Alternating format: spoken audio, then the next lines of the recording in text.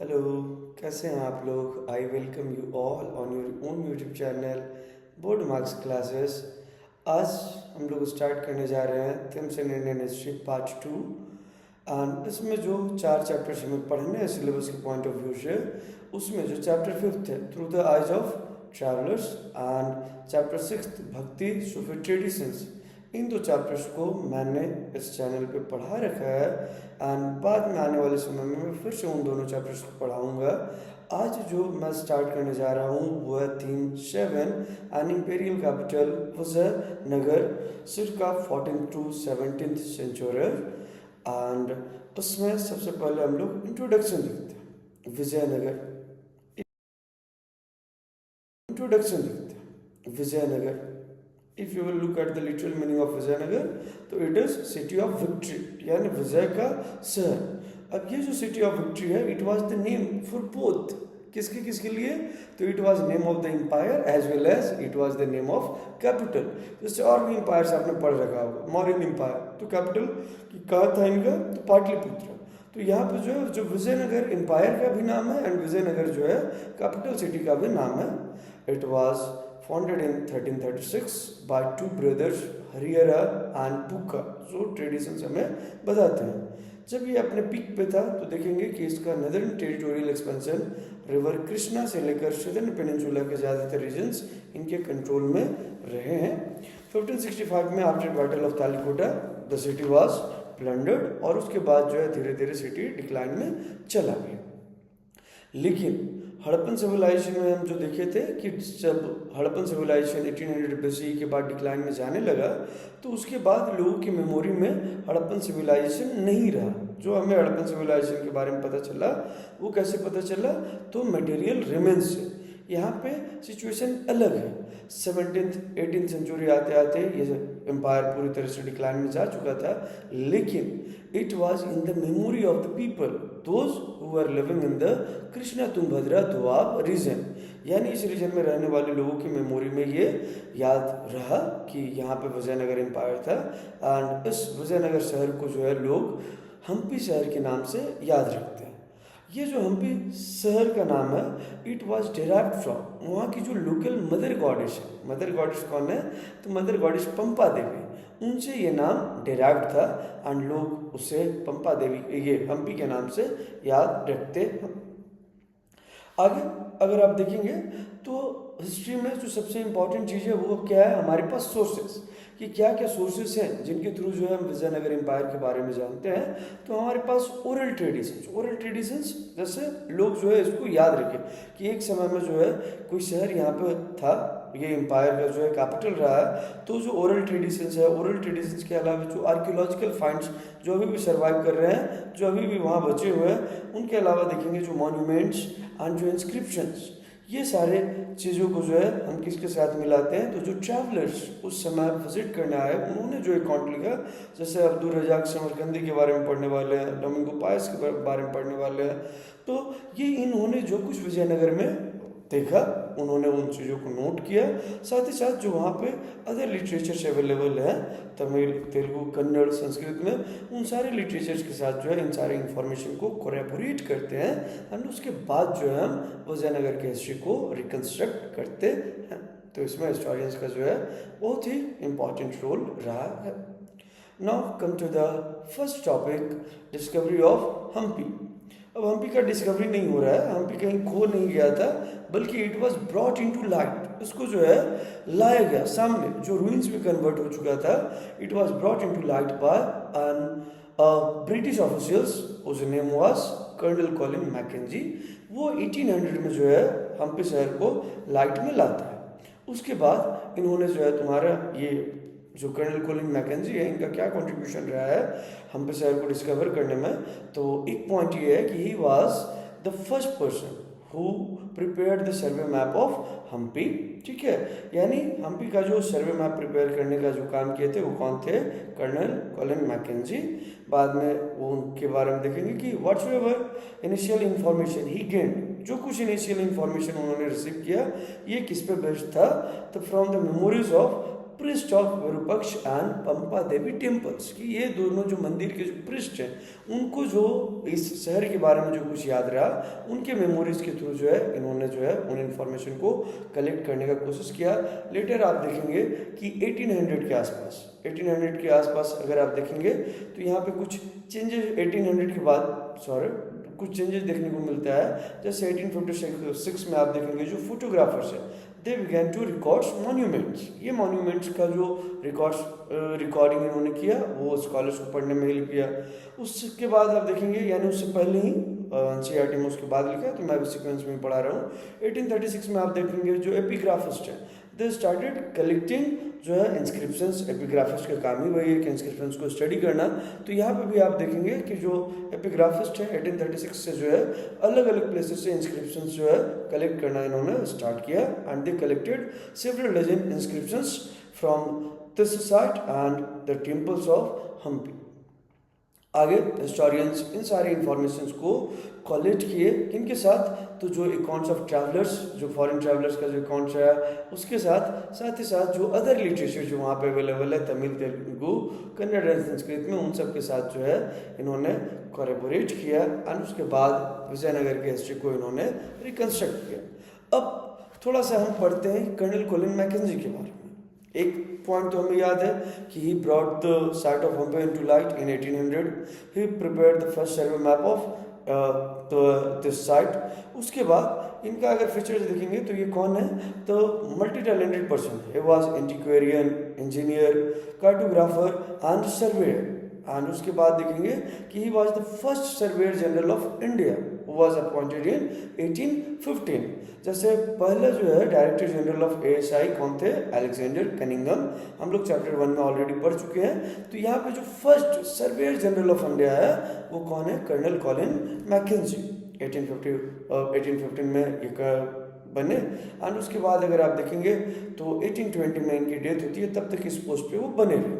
इनके हिसाब से अगर आप देखेंगे तो अगर इंडिया के पास्ट को समझना है या जो कॉलोनियल गवर्नमेंट है, ये भी एक ब्रिटिश एम्प्लॉय थे, तो ऑब्वियसली बात है कि कॉलोनियल गवर्नमेंट को ये चाहते थे कि कॉलोनियल गवर्नमेंट के लिए कैसे इजीली इंडिया के ऊपर रूल कर सके।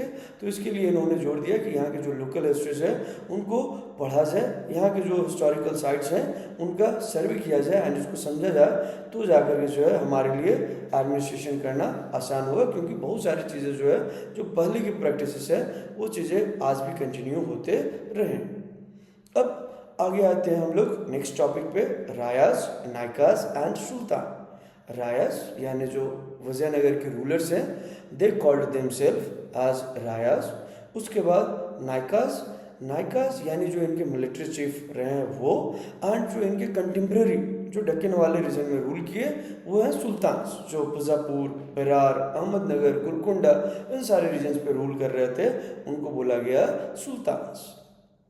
अब देखते हैं कि एज पर ट्रेडिशंस, अगर आप जो लोकल ट्रेडिशंस रहा है उसको अगर आप पढ़ेंगे समझेंगे तो हमें पता चलता है कि this empire was founded by 2 brothers, कौन है, हरिहर एंड बुक्का, इन 1336। उसके बाद आप देखेंगे कि with in its fluctuating territory, ठीक है, यानी जो टेरिटोरियल एक्सपेंशन है वो फिक्स नहीं है, जैसे बहुत सारी कंट्री का जो है बाउंड्री फिक्स है। कहता है the empire within its fluctuating frontiers included the people who had different customs, different beliefs, different religion, different languages। यानी ये एम्पायर क्या है, डाइवर्स है, जहाँ पे अलग अलग लैंग्वेज बोलने वाले लोग, अलग अलग रिलीजन को मानने वाले लोग रह रहे थे। इनका अगर टेरिटोरियल एक्सपेंशन देखेंगे तो नॉर्थ में कौन है, तो नॉर्थ में दे कंपेटेड विद जो कंटेम्प्रेरी रूलर्स। ये कंटेम्प्रेरी रूलर्स कौन थे, तो सुल्तान्स ऑफ दक्कन एंड साथ ही साथ जो है गजपति रूलर्स ऑफ ओडिशा। इनके बीच में अगर आप देखेंगे जो गजपति रूलर्स ऑफ ओडिशा है, दक्कन के जो सुल्तान है, ये सब देखेंगे आपस में जो है हमेशा लड़ाई करते रहते थे and most of the time they fought for control over the territory. कौन सी टेरिटरी, तो जो फर्टाइल रिवर वैलीज है उसको कंट्रोल करना चाहते थे, स्पेशली जो कृष्णा तुंगभद्रा दोआब है उसको कंट्रोल करने के लिए। साथ ही साथ जो ओवरसीज स्टेट से जो आपका फायदा हो रहा था उन चीज़ों को भी जो है ये चाहते थे कि हम अपने कंट्रोल में रखें, तो इसके लिए ये लोग आपस में लड़ते रहते थे। आगे आप नोटिस करेंगे कि due to continuous interaction between these states, इनके बीच में जो कंटिन्यूस इंटरेक्शन हो रहा था उसकी वजह से देखेंगे कि ये लोग आइडियाज़ भी एक्सचेंज कर रहे थे। एंड ये आइडियाज़ स्पेशली आप देखेंगे तो इन फील्ड ऑफ आर्किटेक्चर ज़्यादा देखने को मिलता है, जहाँ पे विजयनगर के rulers they borrowed concepts and building styles from the sultans of Deccans, and इनको जो है फर्दर इन्होंने डेवलप किया एंड उसके ऊपर इलेबोरेट स्ट्रक्चर्स भी बनाए। आगे आप देखेंगे कि जो टेरिटरीज विजयनगर एम्पायर में है उनमें से कुछ टेरिटरीज ऐसे हैं जिनमें पहले ही कुछ पावरफुल एम्पायर्स या कुछ पावरफुल स्टेट्स का इमरजेंस हो चुका था, जैसे Cholas in Tamil Nadu and Hoysalas in Karnataka. उन रूलर्स का एक फीचर रहा कि they extended elaborate patronage to the temples, यानी इधर के जो रूलर्स रहे उन्होंने टेम्पल्स को भर भर के पैट्रोनेज दिया। एंड इसी ट्रेडिशंस को आप देखेंगे कि विजयनगर के रूलर्स जो है उन्होंने भी कंटिन्यू रखा। इन्होंने यानी जो पहले के रूलर्स थे उन्होंने जो टेम्पल्स को पैट्रोनेज दिया उसमें से कुछ बड़े टेम्पल्स हैं, जैसे आप देखेंगे बृहदेश्वर टेम्पल कहाँ पे है, तंजावुर में। चिन्नकेश्वर टेम्पल्स ये कहाँ है, बेलूर में। एंड उन्होंने जो बड़े बड़े टेम्पल्स बनवाए इसी ट्रेडिशंस को विजयनगर के रूलर्स जो अपने आप को रायस कहते हैं उन्होंने कंटिन्यू किया, यानी परंपरा, प्रतिष्ठा और अनुशासन चलते रहना चाहिए। तो अपने जो एंसेस्टर्स का जो लेगेसी है उसको इन्होंने मेंटेन किया और इन्होंने भी जो है बड़े बड़े टेम्पल्स बनवाए, उनको पैट्रोनेज प्रोवाइड किया। अब आगे जो टॉपिक हमें पढ़ना है वो है Kings and traders. Kings and traders में आप देखेंगे कि कहता है cavalry was during this time जो है वारफेयर होते रहता था, पहले ही पढ़े फर्टाइल रिवर के लिए, साथ ही साथ जो प्रॉफिट जनरेट हो रहा था ल्यूक्रेटिव ओवरसीज ट्रेड की वजह से उसके लिए ये लोग आपस में लड़ते रहते थे। तो इस समय जो है warfare depended on effective cavalry, कि जिसके पास जितने अच्छे घुड़सवार उसकी आर्मी उतना ही स्ट्रॉन्ग। एंड इसीलिए आप देखेंगे कि ये जो रूलर्स हैं वो चाहते थे कि हॉर्स ट्रेड को अपने कंट्रोल में रखें। अर्लियर आप देखेंगे जो हॉर्स ट्रेड है, हॉर्स आते कहाँ से थे, तो अरेबिया एंड सेंट्रल एशिया वाले रीजन से। And the horse trade was dominated by Arab merchants. जो अरब ट्रेडर्स हैं वो हॉर्स ट्रेड को डोमिनेट करते थे। लेटर आप देखेंगे कि जो लोकल कम्युनिटीज ऑफ मर्चेंट्स, जिनको क्या बोलते हैं, कुदिराई चेट्टीज या हॉर्स मर्चेंट्स, इन्होंने भी इसमें पार्टिसिपेट किया। आगे 1498 में पता ही है वास्को डी गामा घूमते फिरते कोस्टल एरिया ऑफ कोझिकोड या केरला पहुंच जाते हैं। एंड उसके बाद से जो है पोर्टुगीज भी जो है यहाँ पे इस सीन में ये जो ट्रेड में वो भी यहाँ पहुंच जाते हैं। आगे आप देखेंगे कि पोर्टुगीज जो है they establish their military stations, साथ ही साथ जो है trading post in coastal regions. And due to their superior military technology, कि ये भाई साहब का तो नेवी जो है कमाल का था ही, साथ ही साथ देवर यूजिंग मस्केट, जो गन होता है, गन का जो पुराना वर्जन है वो मस्केट ये लोग यूज़ कर रहे थे। तो ये जो है इन्हें पावरफुल बनाया। एंड दिस लेट क्या है तुम्हारा कि दे प्लेड एन इम्पॉर्टेंट या they became important players in tangle politics of the empire. Further आप ये नोटिस करेंगे कि विजयनगर जो शहर है it was also noted for its market. कौन सा मार्केट, तो जो यहाँ टेक्सटाइल है, स्पाइसेस है, इनके अलावा जो है जो प्रीशियस स्टोन्स है, इन चीज़ों को ये डील कर रहा है, बेचने के लिए जो है फेमस रहा है। साथ ही साथ यहाँ जो सिटीज़ हैं उनके लिए जो ट्रेड किया है एक स्टेटस सिंबल के जैसा है, जहाँ पे शहर में रहने वाले जो वेल्थीएस्ट पॉपुलेशन है वो हाई एग्जॉटिक वैल्यू वाले लग्जरियस गुड्स, जैसे स्पेशली आप देखेंगे तो प्रेशियस स्टोन्स एंड ज्वेलरी ये इंपोर्ट कर देते हैं एंड उसको यूज़ करते थे। एक साइड ये है, दूसरी साइड जो ट्रेड हो रहा है इससे क्या हो रहा है, रेवेन्यू जनरेट हो रहा है। एंड ये रेवेन्यू अगर आप देखेंगे तो स्टेट की प्रॉस्पेरिटी में बहुत ही इंपॉर्टेंट रोल प्ले करता है। आगे बढ़ने से पहले जो है हम लोग कुछ टर्म्स को जो है देखते हैं, जिसे हम विजयनगर साम्राज्य के नाम से जान रहे हैं। विजयनगर साम्राज्य जिससे बार बार पढ़ रहे हैं विजयनगर एम्पायर। ये विजयनगर एम्पायर को जो उस समय के जो कंटेम्प्रेरी सोर्सेस हैं वो क्या डिस्क्राइब करते हैं, तो इट वाज कर्नाटका साम्राज्यमु। इसके अलावा कुछ और टर्म्स हैं जैसे Ashvapati. Ashvapati means lord of horses, यानी घोड़ों का जो भगवान है, कौन है, तो it was used for sultans of Deccan. उसी तरह जो है गजपति, गजपति यानी लॉर्ड ऑफ एलिफेंट्स, ये कौन है, तो उड़ीसा के जो रूलर्स हैं उनके लिए ये टाइटल यूज होता है। And Narpati Lord of man, ये किसके लिए यूज हो रहा है, तो जो विजयनगर के रूलर्स रहे हैं उनके लिए। तो हमें याद रखना है Ashwapati, Gajapati, Narapati. Now let's move towards जो नेक्स्ट टॉपिक है हमारा, वो क्या है आपका, तो the apogee and decline of the empire. Apogee का मतलब होता है पीक, एपिहिलियन, पेरिहिलियन, ठीक है, अगर आप ज्योग्राफी पढ़ते हैं तो उसमें आप पढ़ रखे होंगे। तो एपोजी का मतलब होता है जब एम्पायर अपने पीक पे है, एंड फिर ये डिक्लाइन, तो आपको पता ही है कि डिक्लाइन कब हुआ, क्यों हुआ, वो सब पढ़ने वाले। यहाँ पे जो रूल करने वाले डायनेस्टीज थे, बेसिकली अगर उनके डायनेस्टीज विजयनगर एम्पायर पे कोई एक सिंगल डायनेस्टी रूल नहीं किया, there were multiple dynasties who ruled over the territory. And इनमें जो सबसे पहले रूल किए हैं वो याद करने का तरीका, या डायनेस्टीज को याद करने का तरीका है कि history is part of SST. SST यानी सोशल साइंस, सोशल स्टडीज आप बोलते हैं ना, तो SSTA, S for Sangma dynasty जो फर्स्ट डायनेस्टी है, second Saluwa dynasty, third Tuluva dynasty, and fourth जो है अराविदु डायनेस्टी। तो कहता है विजयनगर के पॉलिटी में अगर आप देखेंगे तो those who were claimant to the power, जो पावर क्लेम कर रहे थे, they were from the ruling lineages, कि जो रूलिंग फैमिली के लोग हैं वो तो रहेंगे ही, साथ ही साथ जो मिलिट्री कमांडर्स है वो भी पावर जो है एक्वायर करने का कोशिश कर रहे थे या पावर के लिए लड़ाई कर रहे थे। इसमें जो फर्स्ट डायनेस्टी बताया आपको, कौन सी डायनेस्टी है, संगम डायनेस्टी। संगम डायनेस्टी जो है अपना पावर जो कंट्रोल करते हैं ये 1485 तक कंट्रोल करते हैं। दे वर रिप्लेस बाय जो मिलिट्री कमांडर्स हैं इनके। सेकेंड डायनेस्टी जो आता है सुलुवा डायनेस्टी, ये कब तक रूल किए, तो 1485 से 1503 तक। They were also replace by Tuluva dynasty. Tuluva dynasty इसलिए फेमस है कि तुलुवा डायनेस्टी से जो विजयनगर एम्पायर के जो सबसे मोस्ट पावरफुल एंड जो सबसे फेमस रूलर रहे कृष्णदेवराय, ही बिलोंग्ड टू तुलुवा डायनेस्टी।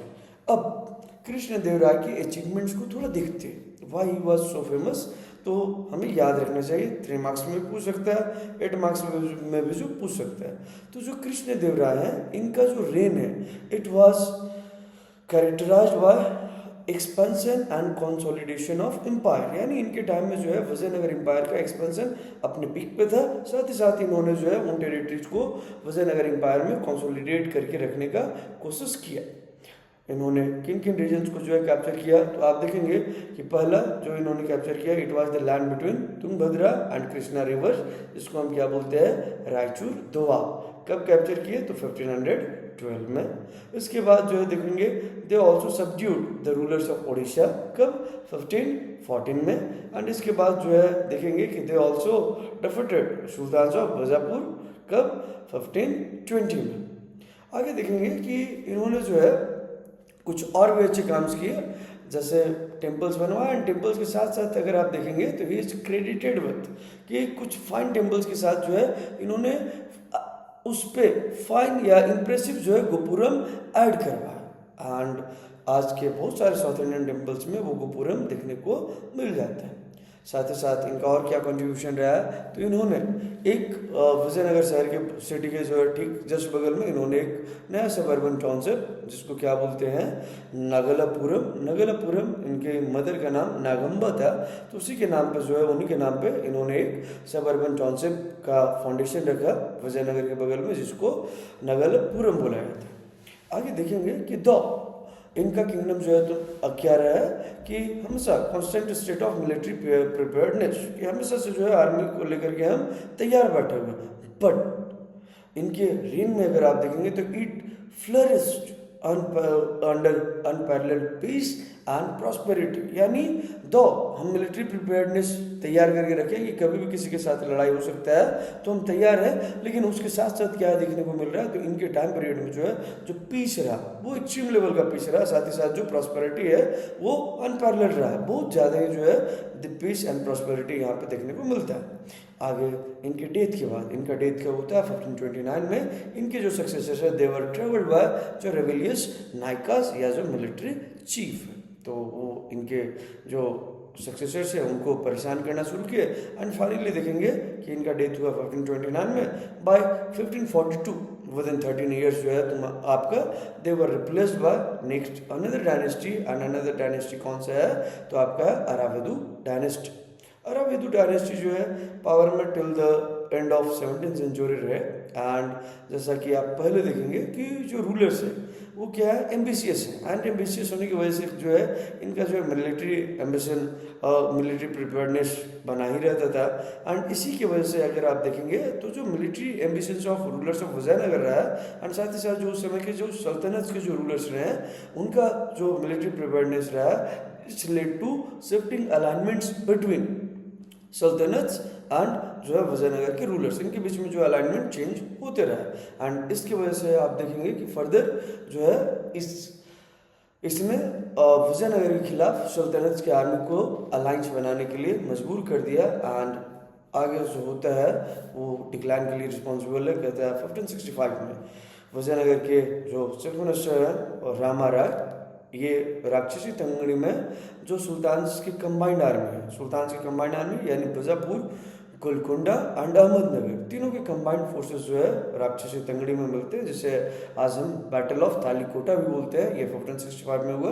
राक्षसी तंगड़ी में ये जो कंबाइंड फोर्सेस ऑफ सुल्तान से रहे हैं सल्तनत से रहे हैं इन्होंने जो है सीवियर जो है डिफीट दिया इनको रामा राय को एंड जब रामा राय को डिफीट किया तो इन्होंने जो है पूरी तरह से जाकर के जो हम्पी शहर बोले या विजयनगर शहर को इन्होंने लूट लिया। लूटने के बाद धीरे धीरे देखेंगे कि वहाँ से लोग जो है मूव करना शुरू किए एंड मूव करने के बाद जो है कुछ टाइम पीरियड में उस शहर को अबंडन कर दिया गया एंड अब जो एम्पायर का फोकस है या एम्पायर का जो कैपिटल है it was shifted to Penukonda and बाद में देखेंगे it was shifted to Chandragiri. तो जो तीन कैपिटल्स है पहला विजयनगर या हम्पी बाद में इन्होंने शिफ्ट किया पेनिनकोंडा एंड उसके बाद इन्होंने शिफ्ट किया चंद्रगिरी जो तिरुपति के बगल में। तो ये सब चीज़ें जो है हमें याद रखना है। अब आगे हम समझने की कोशिश करते हैं कि ये जो रूलर्स रहे जो कंबाइंड फोर्सेस तैयार किए बीजापुर अहमदनगर गोलकोंडा क्या इनका रिलेशंस विजयनगर के रूलर्स के साथ हमेशा हॉस्टाइल था ड्यू टू रिलीजियस डिफरेंसेस या ऐसा नहीं था।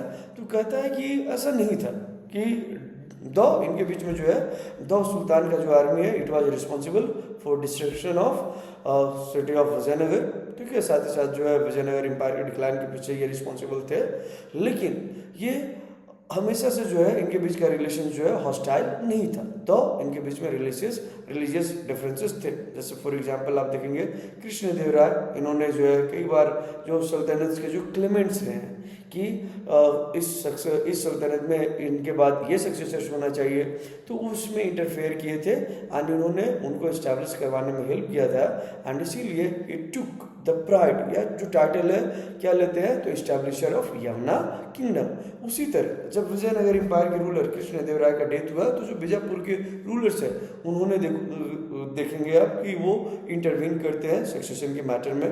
तो आगे देखेंगे कि जो विजयनगर के रूलर्स हैं वो हमेशा चाहते थे कि हमारा जो नेबरिंग स्टेट है वहाँ पे पीस बना रहे। ठीक है जैसे आज हम भी चाहते हैं कि हमारे पड़ोसी जो नेशंस है वहाँ पे पीस बना रहे उस पीस से उनको भी फायदा है एंड हमें भी फायदा। तो यहाँ पे भी चाहेंगे कि जो विजयनगर के किंग्स है वो इंश्योर करना चाहते थे कि सल्तनत में जो है स्टेबिलिटी रहे एंड वाइस वर्सा सल्तनत के भी रूलर चाहते थे कि विजयनगर में भी स्टेबिलिटी रहे।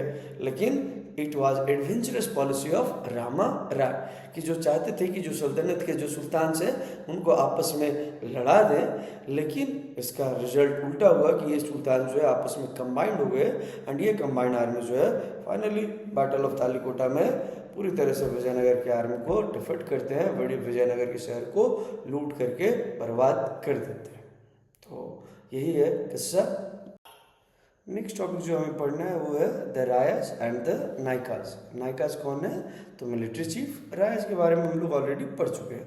तो among those who exercise power in the empire वो कौन थे तो उसमें से जनरली जो है मिलिट्री चीफ या नायकाज होते हैं। जिनके जो जनरली कंट्रोल करते थे किसको, फोर्ट को, एंड जिनके पास अपने आर्म्ड सपोर्टर्स होते थे, यानी इनके पास खुद के सोल्जर्स होते थे।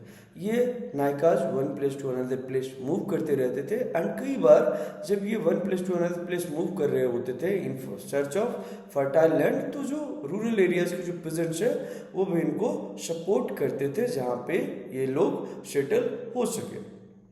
आगे ये जो नायकाज है दे जनरली स्पोक कौन से लैंग्वेजेस, तो Telugu and Kannada, and though they had submitted their authority to rulers of Vijayanagar empire, Vijayanagar empire के रूलर्स के सामने अपने आप को कि आप ही मेरा बॉस है, अथॉरिटी सरेंडर कर देते, लेकिन कई बार जो है ये लोग रेबेल कर देते थे या रिवोल्ट कर देते थे, एंड बाद में इनको जो है रूलर्स इनके अथॉरिटी को मिलिट्री एक्शंस के थ्रू सबड्यू करते थे।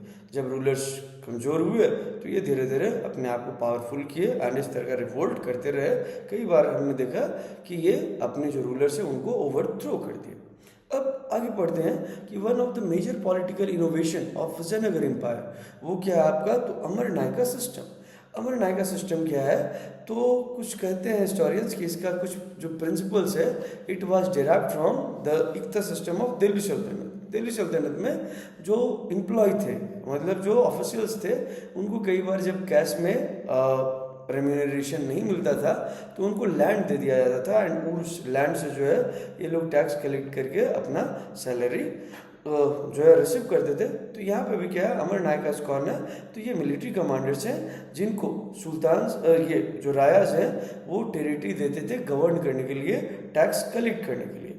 ये लोग जो टेरिटरी इनको मिलता था वहाँ से टैक्स कलेक्ट करते थे, साथ ही साथ जो अदर ड्यूज है वो भी कलेक्ट करते थे। किन लोगों से, तो जो वहाँ पेजेंट्स हैं, जो क्राफ्ट पर्सनस है, एंड साथ ही साथ जो ट्रेडर्स उस एरिया में रह रहे हैं, इन सभी से टैक्स एंड जो अदर ड्यूज है ये कलेक्ट करते थे।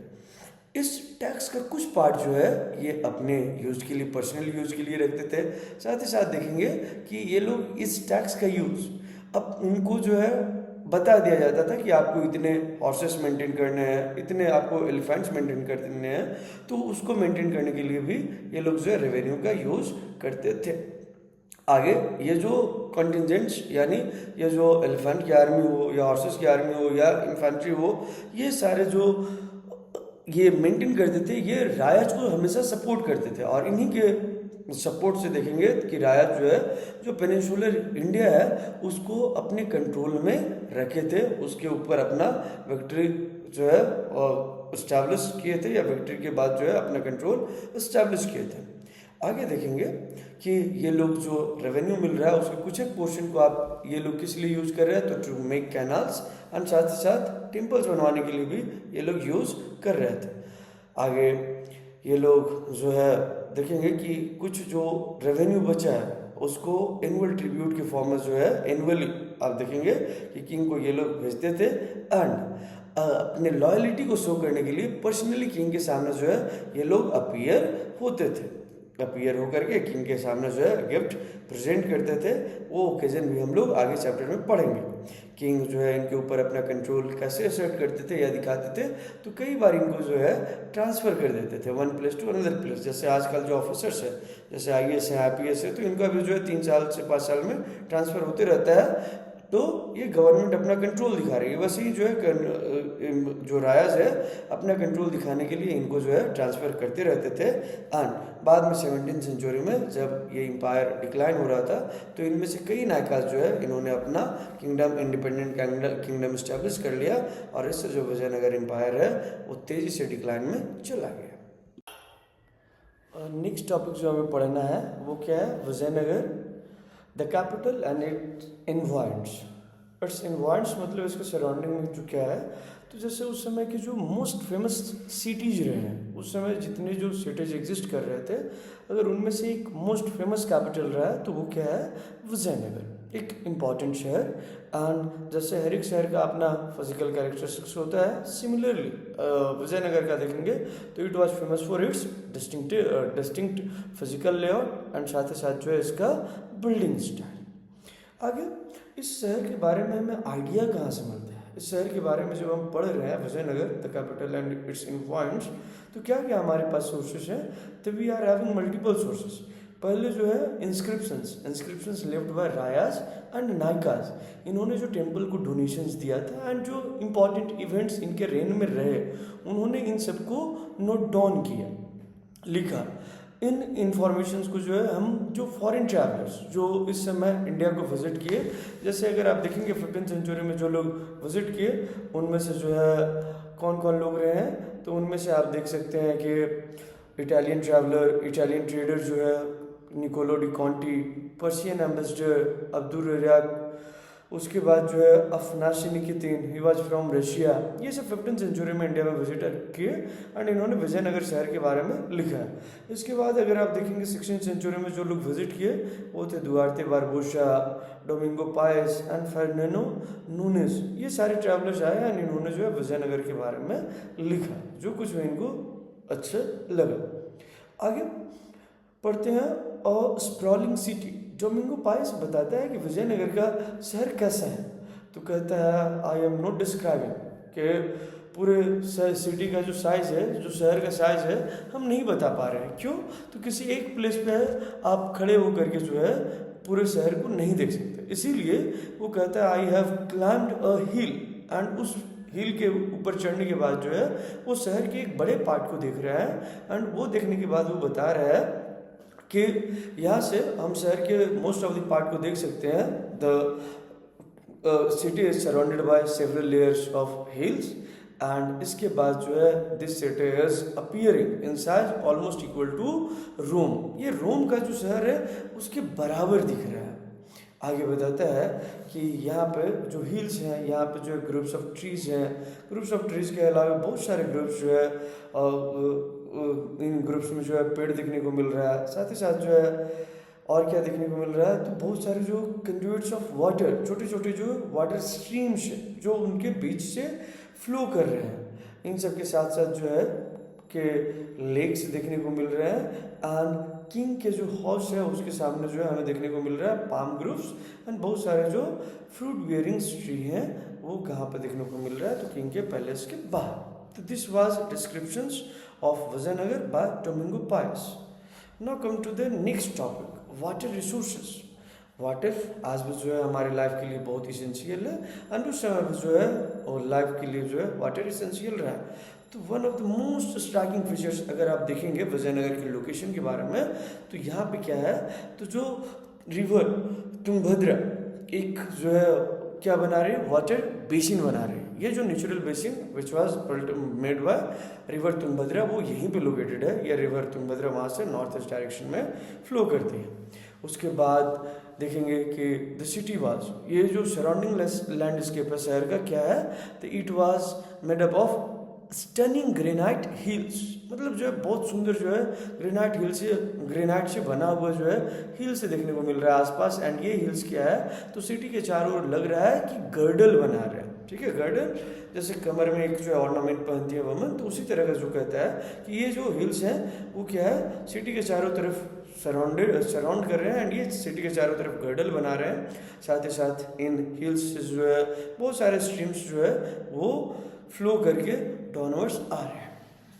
अब जब वाटर स्ट्रीम्स डाउनवर्ड्स आ रहे हैं तो वहाँ पे देखेंगे कि इन ऑलमोस्ट ऑल केसेस उन वाटर स्ट्रीम्स के साथ जो है इम्बैंकमेंट्स बनाया हुआ है एंड ये इम्बैंकमेंट्स इसलिए बनाया गया है तो वाटर को स्टोर करके रखने के लिए। तो ये जो रिजर्वायर्स हैं, वाटर रिजर्वायर्स, इनका साइज जो है वेरी कर रहा था, अलग अलग साइज के बने हुए हैं। And as we know that कि ये विजयनगर का जो सिटी है कैसा लोकेशन में लोकेटेड है, तो it was located in semi arid ये arid zone of peninsula, Deccan peninsula का एरिड जोन में। तो यहाँ पे वाटर का स्कैरसिटी होगा ही। तो एक तो फायदा था कि जो रिवर तुंगभद्रा नेचुरल बेसिन बना रही वहाँ पे है ही। साथ ही साथ जो स्मॉल वाटर कैनल्स हैं और वाटर चैनल्स हैं उनसे जो है वाटर स्टोर किया जा रहा है। इन सब के साथ साथ वहाँ पे देखेंगे तो रेन वाटर को भी स्टोर करने के लिए एंड जो है प्रॉपर डेवलपमेंट इन्होंने करके रखा था कि कैसे जो है प्रॉपर अरेंजमेंट बना करके रखा था, कैसे हमें रेन वाटर को स्टोर करना है एंड कैसे इसको सिटी तक पहुंचाना है। एंड इनमें से जो सबसे मोस्ट इम्पॉर्टेंट टैंक है जो उस समय बनाया गया था वो था कमलापुरम टैंक। कमलापुरम टैंक जो है 15th सेंचुरी में बनाया गया था एंड इस टैंक का जो यूज़ है वो सिर्फ और सिर्फ इसके टैंक के वाटर को फील्ड को इरिगेट करने के लिए नहीं, बल्कि साथ ही साथ जो है इसके वाटर को स्मॉल स्मॉल चैनल्स के थ्रू जो है रॉयल सेंटर में भी सप्लाई किया जाता था। जैसे आज जब आप शहर में रहते हैं तो वहाँ पे आसपास डैम्स बनाए हुए हैं, उस डैम के पानी को जो है फिल्टर करके हमारे यूज़ के लिए भेजा जाता है। तो वैसे ही यहाँ पे भी था।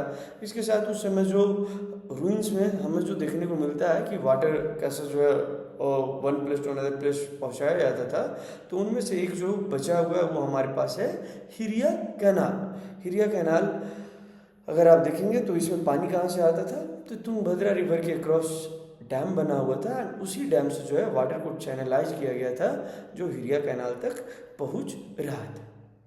आगे ये जो हिरिया कैनाल का वाटर है, ये अगर आप देखेंगे तो इसने उस रीजन को इरिगेट किया, ठीक है, which separated the sacred centre from urban core, यानी उस वैली को जो है ये इरिगेट कर रहा है जो सेक्रेट सेंटर को अर्बन कोर से दोनों को अलग कर रहा है। उस वैली को इससे इरिगेट किया जाता था।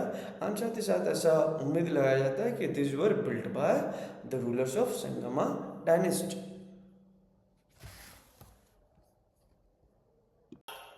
नेक्स्ट टॉपिक जो हमें पढ़ना है वो क्या है, फोर्टिफिकेशन एंड रोड्स। तो कहता है कि सिटी के जो अलग अलग पार्ट्स हैं उसको देखने से पहले हम क्या देखते हैं कि what surrounded the city. City किससे घिरा हुआ है, तो city was surrounded by the great fortress walls. अब इन वॉल्स के बारे में अब्दुल रज़ाक के बारे में बताएं, ये कहाँ से आया आप कमेंट में मेंशन कर दीजिएगा, कौन सा सेंचुरी में आया वो भी मेंशन कर दीजिए, एमसीक्यूज के लिए इंपॉर्टेंट है। तो कहता है कि अब्दुल रज़ाक जो है बताता है कि वो he was impressed by its fortification, and इस फोर्टिफिकेशन से इम्प्रेस होने के बाद जो है वो लिखता है कि there were 7 lines of wall. ठीक है, ये जो फोर्टिफिकेशन कितने हैं, there were 7 lines of wall जो सिटी को सराउंड कर रहे हैं। एंड ये सिर्फ सिटी के मेन रीजन को ही सराउंड नहीं कर रहे, बल्कि they were surrounding agricultural hinterland and forest as well, यानी जो एग्रीकल्चरल लैंड है एंड जो फॉरेस्ट है इन सब को जो है किसके अंदर रखा गया है, फोर्टिफिकेशन के अंदर रखा गया है। आगे देखेंगे कि ये जो पहला लेयर फोर्ट का है वो किससे बना हुआ है, तो जो हिल सिटी को सराउंड कर रहा है, इस हिल में जो बीच बीच में स्पेसेस है उन स्पेसेस को जो है मैसनरी वर्क स्टोन से जो है उसके वाल को जोड़ा गया है। ये स्टोन को जोड़ने के लिए कहीं से भी सीमेंट या मोटार एजेंट यूज नहीं किया गया। कैसे जोड़ा गया है, तो ये देखेंगे तो वेज शेप में है, एंड ये जो वेज शेप में है, वेज शेप में होने की वजह से क्या होता है कि ये एक दूसरे के साथ जो है ब्लॉक हो जा रहे थे। मतलब जैसे कई बार देखते हैं ग्राउंड सरफेस को जोड़ने के लिए जो डिजाइन वाले पत्थर आ रहे हैं तो वो एक दूसरे के साथ लॉक हो जा रहे हैं, तो वैसे ही यहाँ पे भी जो है वेज शेप स्टोन इन्होंने यूज़ किया था, एंड जब वाल में इसको यूज़ किया तो एक दूसरे के साथ ब्लॉक हो जा रहे थे। एंड ये वाल जो है अंदर से देखेंगे तो जो क्या बोलते हैं रबल के साथ जो है अर्थ पैक था, जैसे हम लोग घर को प्लास्टर करते हैं वैसे ही ये रबल से अर्थ पैक था। एंड इसको इसके चारों तरफ जो है मतलब बाहर की तरफ जो है प्रोजेक्टेड स्क्वायर या रेक्टेंगुलर शेप के जो बेस्टन है वो देखने को हमें मिलता है। अब हमें समझना है कि फोर्टिफिकेशंस ऑफ एग्रीकल्चरल लैंड सबसे जो सिग्निफिकेंट चीज़ है किसके बारे में, तो फोर्टिफिकेशन के बारे में। वो क्या है कि दे हैड जो है fortified the agricultural land as well, and agricultural tract को जो है इन्होंने फोर्ट के अंदर रखा। साथ ही साथ अब्दुल रज़ाक बताता है कि जो first layer, second and third walls जो है इनके बीच में हमें क्या देखने को मिलता है, तो cultivated fields, gardens and houses, ये फर्स्ट सेकेंड एंड थर्ड वाल के बीच में है। आगे डोमिंगो पायस जो है वो बताता है, क्या बताता है कि जब आप सिटी में इंटर कर रहे हो, यानी फर्स्ट सर्किट से लेकर के सिटी के बीच में जो है बहुत ज़्यादा डिफरेंस या बहुत ज़्यादा डिस्टेंस जो है देखने को मिलता है। एंड इनके बीच में क्या है, तो एग्रीकल्चरल फील्ड है, एग्रीकल्चरल ट्रैक्ट है जिसमें ये लोग राइस लगा करके रखे हुए हैं। साथ ही साथ बहुत सारे गार्डन्स हैं एंड सफिशिएंट वाटर है, जो वाटर दो अलग अलग एम्बैंकमेंट से यहाँ पे आ रहा है। अब क्या ये सही है या नहीं है, तो इनके अकाउंट्स को पढ़ने के बाद जो आर्कियोलॉजिस्ट है वो इन सारे स्टेटमेंट्स को कोरबोरेट करने की कोशिश किए, यानी वेरीफाई करने की कोशिश की कि ये जो कुछ डिटेल ये लोग बता रहे हैं क्या वो एग्जिस्ट कर रहा है। तो हाँ, आर्कियोलॉजिकल फाइंड्स में भी हमें देखने को मिलता है कि जो सीक्रेट सेंटर्स एंड जो रॉयल सेंटर्स है, अर्बन कोर है, इनके बीच में वास्ट एग्रीकल्चरल ट्रैक्ट अवेलेबल था, जहाँ पे कैनाल के थ्रू जो है पानी आता था। एंड ये कैनाल में पानी कहाँ से आता था, तो ये कैनाल का पानी जो है तुंगभद्रा रिवर से आता था। नेक्स्ट टॉपिक है स्ट्रैटेजी बिहाइंड फोर्टिफिकेशन, कि ऐसा क्या ज़रूरत इनको लगा कि ये लोग जो है एग्रीकल्चरल लैंड को जो है फोर्टिफाई कर रहे हैं। तो इसके लिए हमें बैकग्राउंड समझना होगा कि जो मिडाइवल सीजेज हो रहे थे, कि जो पहले अटैक करते थे रूलर एक दूसरे के ऊपर, तो कई बार होता है कि सामने वाला तुरंत से लड़ने के लिए नहीं आता है, तो क्या करते थे कि सामने वाला को जो है बाहर से सप्लाई बंद कर दो, यानी बाहर चारों तरफ जो है जो आपका बाउंड्री है, जो वॉल है, फोर्ट है, उसके चारों तरफ जो है सेना लेकर के अपने आर्मी के साथ जो है जो अटैक करने आया वो बैठ जाता था। एंड सीज करने का मोटिव होता था कि जो डिफेंडर्स है, डिफेंडर्स को ठीक है परेशान कर दो, सब सप्लाई कट कर दो, तो ऑल ऑफ सडन जो है वो बाहर आएगा ही, क्योंकि जब सप्लाई होगा ही नहीं तो कितने लंबे समय तक ये लोग सर्वाइव कर पाएंगे। तो यहाँ पे जो है ज़्यादातर रूलर्स ये करते थे कि फोर्ट के अंदर जो है बड़े बड़े ग्रेनरीज बनवाते थे, जहाँ लार्ज क्वांटिटी में ये लोग ग्रेन को स्टॉक करके रखते थे। एंड कई महीने तक जो है उसी से इनका जो है राशन चलता था। एंड जितना दिन तक हो सके ये लोग जो है लड़ाई को टालने का कोशिश करते थे। लेकिन विजयनगर के केस में आप देखेंगे तो इसके जो रूलर्स हैं, दे हैड अडॉप्टेड इलेबोरेट जो है सिस्टम, कि हम क्या कर रहे हैं भैया कि हम सिर्फ ग्रेनरीज नहीं बना रहे हैं, ग्रेनरीज बनाएंगे, ग्रेनरीज में हो सकता है 6 महीना, साल भर, 2 साल में खत्म हो जाएगा। हम क्या कर रहे हैं, तो जो पूरा का पूरा एग्रीकल्चरल लैंड है, जो फॉरेस्ट है, उसी को जो है हम फोर्ट के अंदर ले आ रहे हैं, सो दैट कि हमें फार्मिंग में कभी भी दिक्कत नहीं हो, हम क्रॉप ग्रो करते रहेंगे, खाते रहेंगे, एंड कोई जो है हमें सीज करके जो है फोर्स नहीं कर सकता कि हाँ भैया आ जाइए बाहर लड़ने के लिए। आगे समझते हैं inner core of the urban complex. अगर सेकेंड लाइन ऑफ फोर्टिफिकेशन आप देखेंगे तो it was surrounding the inner core of urban complex. जो थर्ड लाइन ऑफ वॉल है, it was surrounding royal centre. And royal centre के अंदर जितने भी बिल्डिंग्स है उनके अपने जो है हाई वॉल्स थे। आगे आप देखेंगे कि फोर्ट को अगर आपको इंटर करना है तो ऐसे एंट्री नहीं मिलता था, बल्कि वेल गार्डेड गेट के थ्रू जो है इंटर आप कर सकते थे। एंड ये क्या कर रहे हैं, तो ये जो वेल गार्डेड गेट्स है ये सिटी को जो है मेजर रोड के साथ लिंक करने का काम करते थे, जोड़ने का काम करते थे। गेटवेज जो है उनका देखेंगे तो अलग ही आर्किटेक्चरल फीचर्स देखने को मिलता है। एंड ये बताता है कि जो पर्सन जो है वो कौन पर्सन उस गेटवे को कंट्रोल कर रहा है उसके बारे में बताता है। अगर आप गेटवे से आगे इंटर कर रहे हैं तो सेटलमेंट में जा रहे हैं, तो जो गेटवे बना है, गेटवे का स्ट्रक्चर आप देखेंगे पिक्चर में, तो क्या है कि गेटवे के ऊपर डोम बना हुआ है, ठीक है। डोम के साथ साथ जिससे आप इंटर कर रहे हैं वहाँ पे क्या है, इस तरह से आर्च है, आर्च के ऊपर डोम बना हुआ है। तो उससे जो आप इंटर कर रहे हैं तो ये देखने से हमें पता चलता है कि ये जो फीचर्स है, जिस तरह से ये जो गेटवे बना हुआ है, ये गेटवे किससे इंस्पायर्ड है, तो टर्किश सुल्तान्स का जो आर्किटेक्चर स्टाइल है उससे इंस्पायर्ड है। लेकिन ये इंडिया में जो लोकल आर्किटेक्चर है उसके साथ मिल करके डेवलप हुआ, इसीलिए हम क्या कहते हैं, Indo Islamic style of architecture. तो ये जो आर्ट हिस्टोरियन से बताते हैं क्या है, ये Indo Islamic style of architecture है, जो यहाँ के लोकल ट्रेडिशंस एंड जो टर्किश स्टाइल रहा, दोनों से मिल करके जो है ये डेवलप हुआ। आगे ये फोर्टिफिकेशन के बारे में रह गया, आगे रोड्स के बारे में पता करते हैं। तो रोड्स के बारे में अगर देखेंगे तो जो सिटीज़ जो सिटी के अंदर ले जा रहे हैं एंड जो सिटी के बाहर ले जा रहे हैं, इसको कैसे आप पता कर सकते हैं कि किधर रोड थे, तो जो फोर्ट से सीधे सीधे जो रोड जा रहा है, या फिर जहाँ पे जो पेवमेंट यानी जो बचा रह गया है कि सड़क का एविडेंस, जैसे अभी सीमेंटेड रोड बनता है तो सीमेंट का उस तरह का जो रोड्स है उनका जो पेवमेंट्स बचा हुआ है वो देख करके जो है हिस्टोरियंस आइडेंटिफाई करते हैं, ट्रेस करते हैं कि ये रोड किधर से किधर जाता था। रोड जनरली आप देखेंगे तो वैली को अवॉइड करते हुए जो है, रॉकी टेरेन को अवॉइड करते हुए उसके चारों तरफ जो है सीधा साधा रोड बनाया जाता था। एंड कुछ इंपॉर्टेंट रोड जो है वो कहाँ से शुरू होते थे, तो टेम्पल से अगर आप देखेंगे तो बहुत सारे इंपॉर्टेंट रोड जो है अलग अलग डायरेक्शंस में जाते थे। एंड इनके दोनों तरफ आप देखेंगे तो मार्केट लगा होता था। नेक्स्ट जो हम लोग पढ़ने वाले हैं वो है the urban core. Moving along the road, हम लोग चलते हैं अर्बन की ओर, अर्बन कोर की ओर। यहाँ पे जो है ऑर्डिनरी लोगों के हाउसेस का रिलेटिवली बहुत लेस एविडेंसेस जो है अवेलेबल है। आर्कियोलॉजिस्ट इन अर्बन कोर में क्या मिलता है, आर्कियोलॉजिस्ट तो कहते हैं कुछ रीजन पे जो है चाइनीज पोर्सिलेन मिला है, एंड स्पेशली इवन इंक्लूडिंग जो नॉर्थ ईस्टर्न कॉर्नर रहा है अर्बन कोर का, वहाँ पे भी ये चाइनीज पोर्सिलेन देखने को मिलता है। तो इससे वो ये अनुमान लगाते हैं कि इस रीजन में जो है जो रिच ट्रेडर्स हैं वो रहते होंगे, रिच ट्रेडर्स इस रीजन को ऑक्यूपाई करके रखे होंगे। साथ ही साथ यहाँ पे जो है देखने से पता चलता है कि ये मुस्लिम रेसिडेंशियल क्वार्टर भी रहा होगा, क्योंकि यहाँ पर जो है हमें क्या देखने को मिलता है, तो टॉम देखने को मिलता है, साथ ही साथ मॉस्क देखने को भी मिलता है जिनका फंक्शन जो है अलग है, जिनका काम अलग है।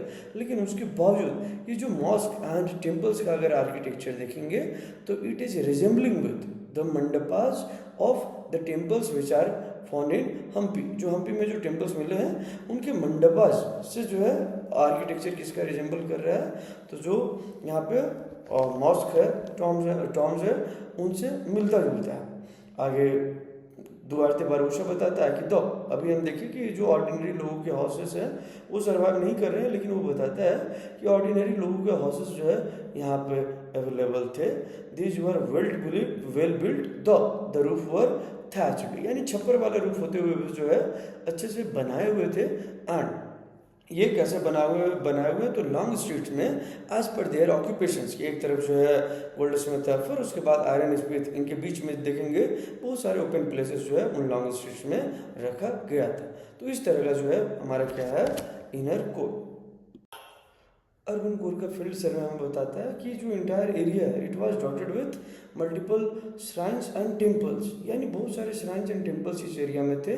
तो ये क्या बताते हैं कि यहाँ पे अलग अलग कल्ट्स जो है प्रेवलेंट थे एंड इन कल्ट्स को जो है अलग अलग कम्युनिटी, अलग अलग लोग जो है प्रोटेक्शन दे रहे थे या उसको पैट्रोनेज दे रहे थे। आगे इस एरिया में हमें और भी क्या देखने को मिलता है, तो बहुत सारे वेल्स के अलावा rain water tanks and temple tanks, जिससे जो है ये टाउन ड्वेलर्स के लिए पानी सप्लाई किया जाता था। अब हम लोग आगे बढ़ते हैं the royal centre. Royal centre कहाँ पे लोकेटेड है, तो सिटी का जो है साउथ वेस्ट डायरेक्शन में रॉयल सेंटर लोकेटेड है। एंड ऑल्दो इसका नाम जो है रॉयल सेंटर है, लेकिन यहाँ पे आप देखेंगे कि मोर देन 60 बिल्डिंग्स जो है वो क्या टेम्पल्स है। आगे टेम्पल्स इतने सारे बने हुए रॉयल सेंटर में, तो क्या इंडिकेट कर रहा है, तो ये अपने आप में इंडिकेट करने की कोशिश कर रहा है कि patronage to temples and cults was important for the rulers. ठीक है, उन रूलर्स के लिए इम्पॉर्टेंट था जो अपने आप को इस्टेब्लिश करना चाह रहे थे एंड अपने आप को जो है लेजिटिमेट करवाना चाह रहे थे थ्रू देयर एसोसिएशंस, कि हमारा जो है जो उस श्राइन में जो गॉड या गॉडेस हैं उनसे हम क्या है कनेक्टेड है। तो इसके लिए क्या एक तरीका था कि बहुत सारे ये लोग टेम्पल्स बनवाए, टेम्पल्स एंड जो श्राइन से उनको पैट्रोनेज दिए अपना एसोसिएशन दिखाने के लिए, साथ ही साथ अपने अथॉरिटी को जो है लेजिटिमाइज करवाने के लिए एंड अपने आप को इस्टेब्लिश करवाने के लिए। आगे ये तो हो गया टेम्पल जो रॉयल सेंटर में मिल रहे हैं। इसके बाद कहता है कि यहाँ पर जो है अबाउट 30 बिल्डिंग्स जो मिले हैं उनको क्या बोला गया कि ये पैलेसेस है। तो क्यों, तो ये रिलेटिवली लार्ज स्ट्रक्चर है एंड इनका जो है किसी भी तरह के रिचुअल से कोई लेना देना नहीं है, कि यहाँ पे कोई रिचुअल फंक्शंस होता रहा हो, इससे कोई लेना देना इनका नहीं रहा।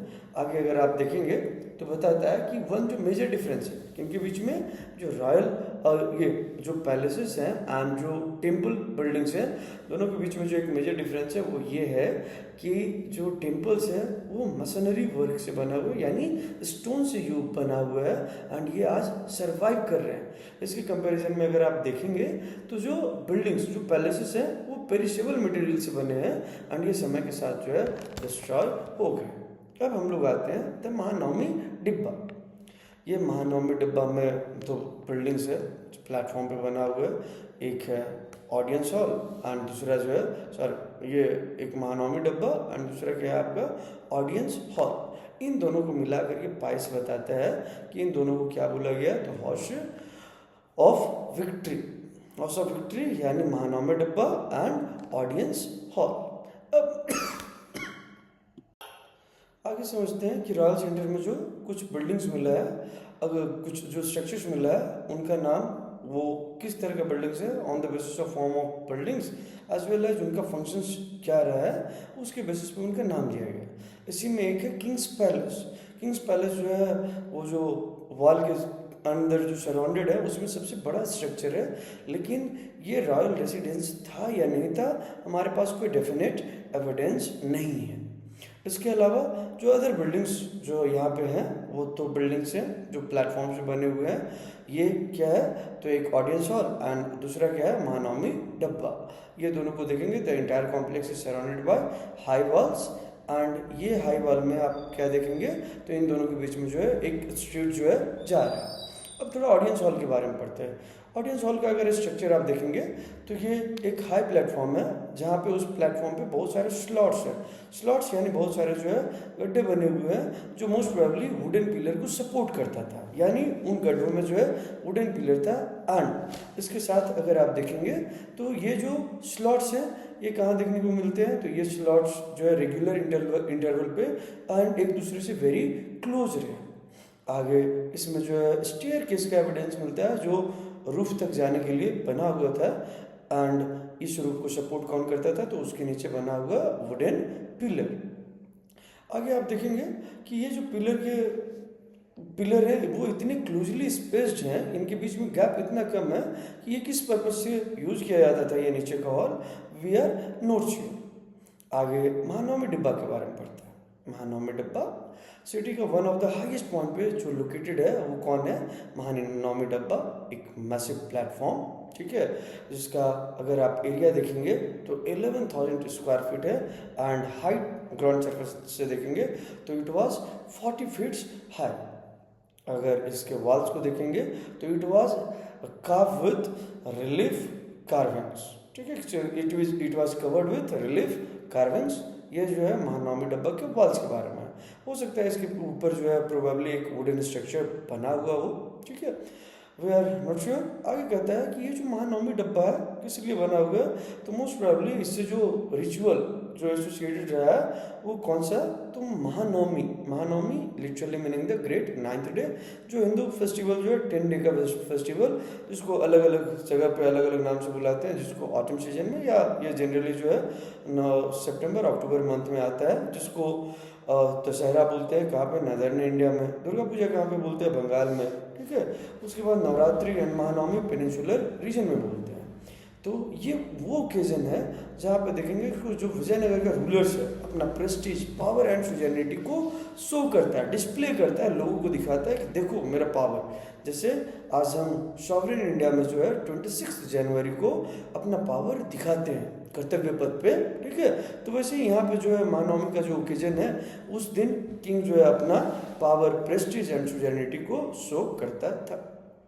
अब ये पावर, प्रेस्टीज, सुजेनिटी को कैसे शो करता था, या महानवमी डिब्बा पे कौन कौन से फंक्शंस जो है होते थे, तो इसमें आप देखेंगे कि बहुत सारे जो है इस ओकेजन्स में काम होते थे, जैसे worship of image, worship of state horse, sacrifices of buffaloes and other animals. इन सब के अलावा जो देखेंगे dancing, wrestling matches and processions of जो कैप्रिजेंट हॉर्सेस है, जो रूलर का जो है सजाया हुआ horses, elephant, chariots and soldiers, इनका जो है प्रोसेशंस देखने को मिलता है। इसके अलावा जो किंग है एंड जो उनके जो चीफ गेस्ट या जो गेस्ट आए हैं उनके लिए उनके जो चीफ नायकाज एंड जो सबऑर्डिनेट किंग्स हैं वो गिफ्ट लाते थे। तो दिस मार्क द ओकेजन्स। इसके अलावा ये जो सेरेमनी है this imbued great symbolic meaning inside it, कि इसका जो है कि ये जो महानवमी में जो ये दिखा रहे हैं तो वो ऐसे वैसे नहीं है, हम अपने पावर, प्रेस्टीज, सुजेनिटी को दिखा रहे हैं, तो ये एक सिंबॉलिक मीनिंग है कि आसपास के लोगों को पता चले कि स्टिल आई एम जो है क्या है, पावरफुल है। आगे देखेंगे on the last day of this occasion जो किंग है एक ग्रैंड सेरेमनी में एक ओपन फील्ड में जो है अपने आर्मीज एंड जो उसके नायकाज की आर्मी है दोनों की आर्मी का इंस्पेक्शन करता था। इसके अलावा ये वो दिन है जिस दिन जो नायकाज हैं वो राजा के लिए देखोगे, रूलर के लिए रिच गिफ्ट्स एंड साथ ही साथ जो स्टिपुलेटेड ट्रिब्यूट्स जो इनको लैंड मिलता था, आगे पढ़ेंगे आमने नायका सिस्टम, तो वो जो स्टिपुलेटेड ट्रिब्यूट होता था वो ला करके जो है ये लोग उस दिन देते थे।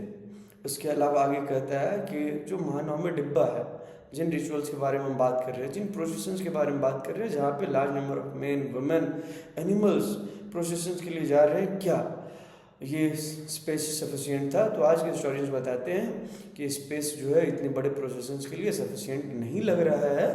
तो ये भी हमारे लिए एक एनिग्मा या पहेली ही रह गया है कि इस प्लेस को किस लिए यूज किया जाता है।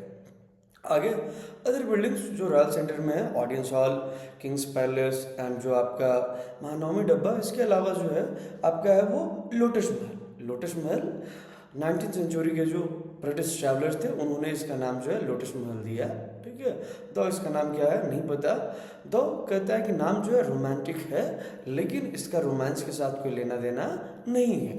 तो ये किस पर्पज से यूज किया जाता था तो वी आर नॉट श्योर, लेकिन जो मैप कौन बनाया, मैकेंजी बनाया है, उस मैप से हमें ये पता चलता है कि ये मोस्ट प्रोबेबली जो है इसलिए यूज किया जाता होगा तो काउंसिल चैम्बर रहा होगा, जहाँ पे किंग अपने एडवाइजर्स के साथ मिलता होगा, ये ऑफिस के जैसा रहा होगा। आगे कहता है कि ज़्यादातर टेम्पल्स जो है वो सीक्रेट सेंटर में है, लेकिन कुछ टेम्पल्स जो है हमें कहाँ देखने को मिलते हैं, रॉयल सेंटर में भी देखने को मिलते हैं। एंड इन्हीं में से एक है हजारा रामा टेम्पल, राम के हजार जो है, ठीक है, स्कल्पचर बने हुए हैं।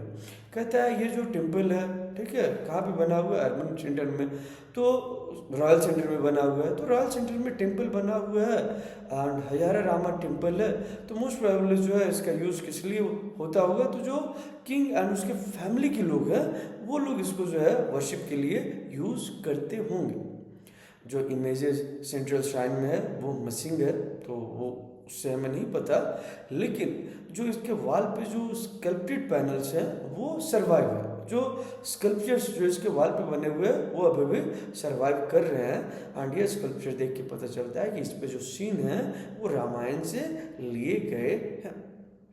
आगे जो है तो विजयनगर का सिटी जो है डिस्ट्रॉय कर दिया गया 1565 के बाद, लेकिन जो पैलेसियल स्ट्रक्चर, जो बड़े बड़े महल्स हो वो बनाने का ट्रेडिशंस, साथ ही साथ जो टेम्पल्स बनाने का ट्रेडिशंस है वो सर्वाइव किया, वो कंटिन्यू रहा।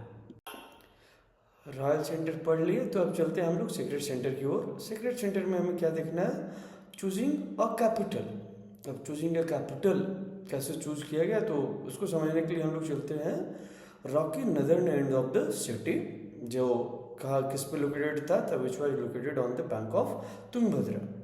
अकॉर्डिंग टू लोकल ट्रेडिशंस अगर देखेंगे तो ये जो रॉकी नदर्न हिल्स है, ठीक है, ये किसको प्रोटेक्ट करता था, तो जो मंकी किंगडम रहा है बाली एंड सुग्रीव का, जो रामायण में इनके बारे में थोड़ा बहुत हमें आइडिया भी मिलता है दोनों के बारे में। तो ये जो रॉकी हिल्स है वो इनके किंगडम को प्रोटेक्ट करते थे। दूसरा ट्रेडिशंस बताता है कि यहाँ पे वहाँ की जो लोकल मदर गॉडेस है, जिनके बारे में ऑलरेडी पढ़ चुके हैं, पंपा देवी। पंपा देवी जो है वहाँ पे उन हिल्स में पिनांस की थी, तपस्या की थी to get married with Virupaksha. Virupaksha को जो है शिव जी का ही एक रूप माना जाता है। तो शिव ये विरूपक्ष से मैरिज करने के लिए पंपा देवी ने यहाँ पे पिनांस किया था, तो उससे भी ये जुड़ा हुआ है। एंड यहाँ पे आप हर एक साल देखेंगे, जैसे हमारे यहाँ महाशिवरात्रि के दिन जो है भगवान भोले शंकर की माँ पार्वती से जो है मैरिज होता है बहुत ही धूमधाम से। तो यहाँ पे विरूपक्ष की जो है विरूपक्ष की जो मैरिज है वो माता पंपा देवी के साथ होता है। आगे देखेंगे कि अमंग दिस हिल्स, जो विजयनगर एम्पायर से पहले जो है देखेंगे तो बहुत सारे जो है जैन टेम्पल्स यहाँ पे एग्जिस्ट कर रहे थे। तो ये इन शॉर्ट क्या बताता है कि यहाँ पे जो है बहुत सारे सीक्रेट ट्रेडिशन जो है इस हिल से जुड़े हुए हैं। अब आगे आते हैं ट्रेडिशंस ऑफ टेम्पल बिल्डिंग्स। तो अगर टेम्पल बिल्डिंग का ट्रेडिशंस देखेंगे इस रीजन में, तो इसका एक बहुत लॉन्ग हिस्ट्री रहा है। एंड इस लॉन्ग हिस्ट्री को आप कहाँ से देख सकते हैं, तो जो चालुक्याज रहे, होयसालाज रहे, चोलाज रहे, पल्लवाज रहे, इन सब के टाइम से ये देखेंगे कि यहाँ पे जो है बड़े बड़े टेम्पल्स बनते रहे। एंड ये रूलर्स जो है टेम्पल बिल्डिंग को हमेशा इनकरेज करते थे। टेम्पल बिल्डिंग को इनकरेज करने का इनका मोटिव क्या था, तो they wanted to associate themselves with divinities who were housed in that shrine. जो भगवान का ये लोग जो मूर्ति रखते थे उस श्राइन में, उसके साथ जो है अपने आप को जोड़ते थे। एंड कई बार आप देखेंगे कि एक्सप्लिसिटली या इम्प्लिसिटली राया को जो है भगवान के साथ जोड़ करके दिखाया जाता था, उस डेटी के साथ जोड़ करके दिखाया जाता था। ये टेम्पल जो है सिर्फ रिचुअल एक्टिविटीज के सेंटर नहीं थे, बल्कि फर्दर देखेंगे कि this temples developed as centre of learning. यहाँ पे लोग शिक्षा को जो है ग्रहण करते थे। उसके बाद देखेंगे टेम्पल की मेंटेनेंस के लिए जो रूलर्स एंड जो अदर लोग हैं, they granted lands and donations to temples, कि टेम्पल का मेंटेनेंस जो है चलते रहे। बाद में देखेंगे कि पहले ही पढ़ेंगे टेम्पल से जो स्ट्रीट्स, मेजर रोड्स जो है निकल रहे हैं, उसके चारों तरफ जो है मार्केट्स है। तो धीरे धीरे अगर आप टेम्पल देखेंगे तो टेम्पल कॉन्सिक्वेंटली डेवलप्ड, ठीक है, as religious, social, cultural and economic centres. Ruler के पॉइंट ऑफ व्यू से अगर आप देखेंगे तो constructing, repairing and maintaining temple was important methods. ये एक बहुत इंपॉर्टेंट तरीका था जिसके थ्रू वो लोगों का सपोर्ट गेन कर सकते थे, साथ ही साथ रिकॉग्निशन इनको मिल सकता था for their power, wealth and piety. तो इसके लिए जो है रूलर जो है क्या कर रहे हैं, ज़्यादा से ज़्यादा टेम्पल्स बनवाने का कोशिश कर रहे हैं। फर्दर हम लोग आगे बढ़ते हैं कि ये जो विजयनगर का साइट को जो चूज किया गया, तो क्यों चूज किया गया? तो कहता है कि ये जो चॉइस है it was inspired by existence of, किनके एग्जिस्टेंस की वजह से, तो जो विरूपाक्ष एंड पंपा देवी के जो श्राइन्स वहाँ पे हैं, इससे इंस्पायर्ड होकर के लोगों ने इस रीजन को जो है एज ए कैपिटल चूज किया। एंड इवन आप देखेंगे तो विजयनगर के रूलर्स हैं, दे क्लेम दैट कि we are ruling on behalf of Shri Virupaksha, ठीक है, हम जो भगवान विरूपाक्ष हैं उनके बिहाफ पे रूल कर रहे हैं, ठीक है। तो ये अपने आप को डिवाइन दिखाने की कोशिश कर रहे हैं। एंड इसीलिए जितने भी जो रॉयल ऑर्डर्स हैं वो जो साइन किए जाते थे वो श्री विरूपाक्ष कन्नड़ स्क्रिप्ट में जो है लिखा जाता था, जिससे आपको पता चलता है कि ये कहाँ का लेटर है, ठीक है, कहाँ का ऑर्डर है। तो विजयनगर एम्पायर का ऑर्डर है। जैसे आज देश में हमारे कंट्री में क्या चलता है, तो प्रेसिडेंट का जो है साइन जाता है, प्रेसिडेंट जो है इन सारी चीज़ों के लिए उन्हीं के नाम पे सब कुछ सारे ट्रीटी साइन होते हैं। तो यहाँ पे भी वैसा ही कि जो कुछ रॉयल ऑर्डर्स है वो किन के नाम से साइन किए जा रहे हैं, श्री विरूपाक्ष कन्नड़ स्क्रिप्ट में। आई कहता है कि तो अपने आप को जो है ये लोग इतना ही नहीं, अपने आप को जो है डिवाइन से ज़्यादा एसोसिएटेड दिखाने के लिए, ठीक है, क्या करते थे, तो इन्होंने टाइटल्स लिए। क्या टाइटल्स लिया, तो जो है हिंदू सूरत Rana is Sanskritisation of sultan, सुल्तान यानी रूलर। तो ये अपने आप को क्या बताया कि देवर हिंदू सुल्तान। इसी तरह के टाइटल जो है कुछ और रूलर्स जो है अडॉप्ट किए थे, ठीक है, सन ऑफ हेवन, ठीक है, उसके बाद सन ऑफ गॉड। कौन से रूलर्स ये टाइटल अडॉप्ट किए थे, आप कमेंट में इसको जरूर मेंशन कीजिए, एमसीक्यूज के लिए ये इंपॉर्टेंट होते हैं।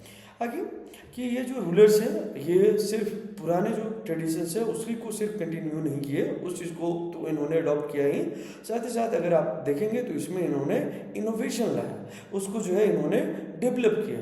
एंड किस तरह से डेवलप किया, क्या क्या इनोवेशंस लाया, तो देखेंगे जो रॉयल पोर्ट्रेट्स है उस समय विजयनगर के जो रॉयल पोर्ट्रेट्स स्कल्पचर थे उनको जो है टेम्पल्स में रखा जाने लगा।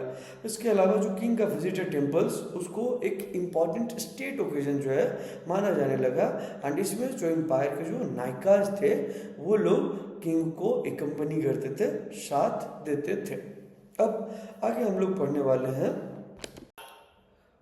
इस टाइम पीरियड तक आप देखेंगे कि जो टेम्पल आर्किटेक्चर है वहाँ पे कुछ नए एडिशंस देखने को मिल रहे थे, नए फीचर्स जो है टेम्पल आर्किटेक्चर में आ रहे थे। एंड ये जो है उसमें देखेंगे कि जो इमेंस स्केल पे जो है बड़े बड़े स्ट्रक्चर्स बन रहे थे जो क्या सिंबलाइज कर रहे थे, तो it was mark of imperial authority. And इसको अगर देखना है तो इसका बेस्ट एग्जाम्पल है क्या है, गोपुरम। गोपुरम यानी रॉयल गेटवे। रॉयल गेटवे अगर आप देखेंगे तो ये इतना बड़ा होता था कि दूर से ही किसी टेम्पल के प्रेजेंस को शो कर देता था। एंड कई बार जो है ये जो सेंट्रल श्राइन है उसको बहुत छोटा कर देता था। वो रॉयल गेटवे के सामने, गोपुरम के सामने जो है क्या है, बहुत छोटे पड़ जाते थे। इनके अलावा टेम्पल स्ट्रक्चर में और क्या क्या देखने को मिलता है, तो ये अगर बड़े गेटवेज बना रहे हैं तो इट वॉज सिम्बलाइजिंग, क्या सिम्बलाइज कर रहा है, तो इसको बनाने के लिए जो रिसोर्सेस, जो टेक्निक्स, जो स्किल्स चाहिए वो किसी रूलर के पास है, यानी ये किंग के पावर को सिंबलाइज कर रहा है एंड साथ ही साथ बता रहा है कि किंग जो है कमांड कर रहा है किसके ऊपर, रिसोर्सेज के ऊपर, टेक्निक्स के ऊपर एंड साथ ही साथ स्किल्स के ऊपर जो इसको बनाने के लिए चाहिए। एंड के अलावा जो अदर डिस्टिंक्टिव फीचर्स है वो क्या है टेम्पल्स में, तो मंडपाज और पवेलियंस, ठीक है। साथ ही साथ जो है इसके अलावा क्या है लॉन्ग पिलर्ड कॉरिडोर्स जो टेम्पल श्राइन में ही देखने को मिलता है। अब इस लॉन्ग पिलर्ड कॉरिडोर को, मंडपास या पवेलियंस को, सेंट्रल श्राइन को एंड रॉयल गेटवे गोपुरम को देखने के लिए हम दो टेम्पल्स का एग्जाम्पल लेने वाले हैं। पहला टेम्पल है आपका विरूपाक्ष टेम्पल। विरूपाक्ष कौन है आप जानते ही हैं, मन करे तो कमेंट में मेंशन कर दीजिए। विरूपाक्ष का जो टेम्पल बना हुआ है ये देखेंगे तो it was built over centuries. जो अर्लीस्ट श्राइन है इट वाज डेटेड कि ये 9th-10th सेंचुरी में जो है बना हुआ है, लेकिन with the establishment of Vijayanagar empire ये जो श्राइन है वो धीरे धीरे जो है बड़ा होते चला गया। जैसे जब Krishnadevaraya he took the positions as a king या फिर his accession of throne was marked by, तो कैसे, तो उन्होंने जो है इस टेम्पल के फ्रंट में एक बड़ा सा जो है हॉल बनवाया। इस हॉल में अगर आप देखेंगे तो बहुत सारे जो है डेलिकेटली कार्व्ड पिलर्स देखने को मिलते हैं।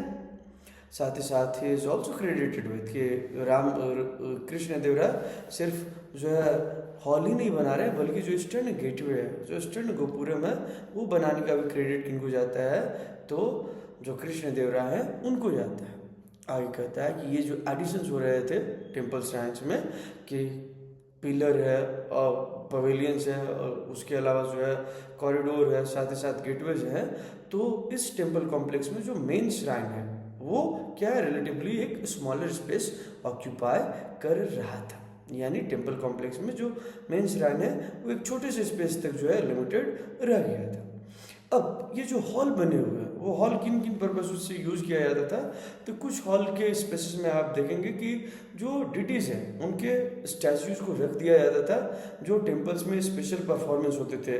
जैसे आपका हो गया डांस हो गया, म्यूजिक हो गया, ड्रामा हो गया, तो उसको विटनेस करें, वो देखें, उसके लिए इमेजेस को रखा जाता था।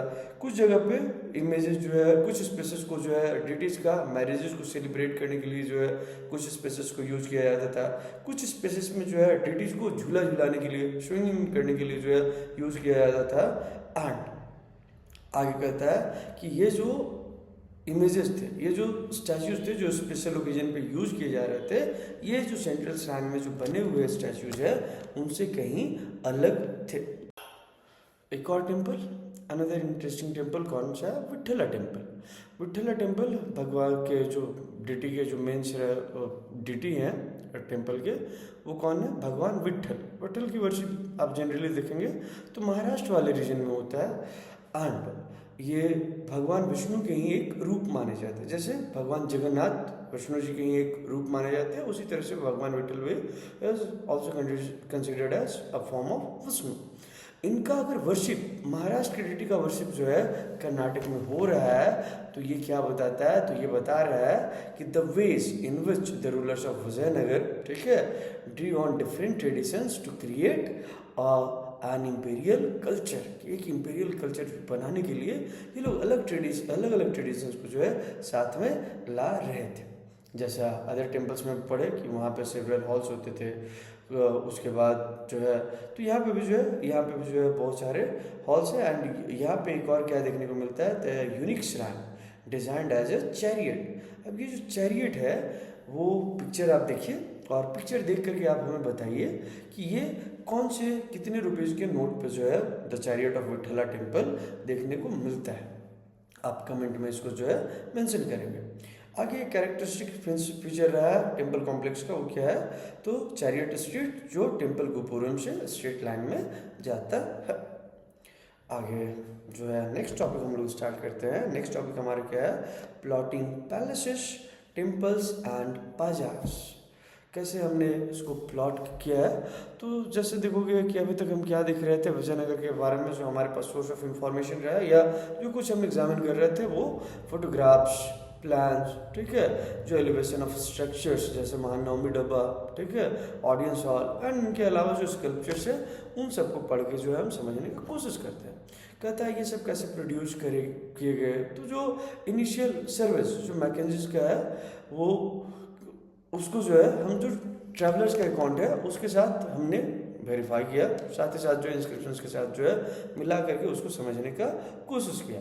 बाद में अगर आप देखेंगे तो थ्रू 20th सेंचुरी, ठीक है, थ्रू द 20th सेंचुरी ये जो साइट है हम्पी का साइट है, इट वाज प्रिजर्व्ड बाय जो क्या है archaeological survey of India and the Karnataka department of archaeology and museum, इसको प्रिजर्व करना स्टार्ट किया। बाद में आप 1976 में देखेंगे तो हम्पी को जो है एक नेशनल इम्पोर्टेंस का साइट डिक्लेयर किया गया। एंड उसके बाद देखेंगे कि 1980s में जो है एक प्रोजेक्ट लॉन्च किया गया, ठीक है, कि we have to document the material remains, ठीक है, जो हमें विजयनगर से मिला उसको बहुत डिटेल में हमें लिखना है। एंड इसके लिए जो है ये लोग जो है इंटेंसिव एक्सटेंसिव सर्वे किए, अलग अलग टेक्निक्स यूज़ किए एंड अप्रॉक्स 20 ईयर्स में जो है इन्होंने जो है इस काम को पूरा किया। इस काम को जब इन्होंने पूरा किया तो उसको कंपाइल किया, प्रिजर्व करके रखा।